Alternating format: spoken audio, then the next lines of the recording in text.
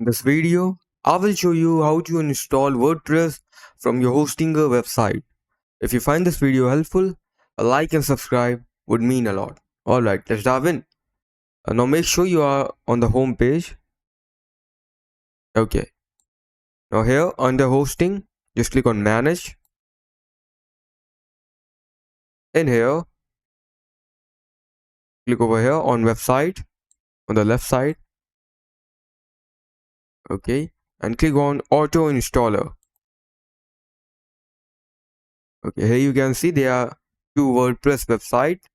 Now select the one which you want to delete. For example, I want to delete this one, my subdomain.manuplift.com.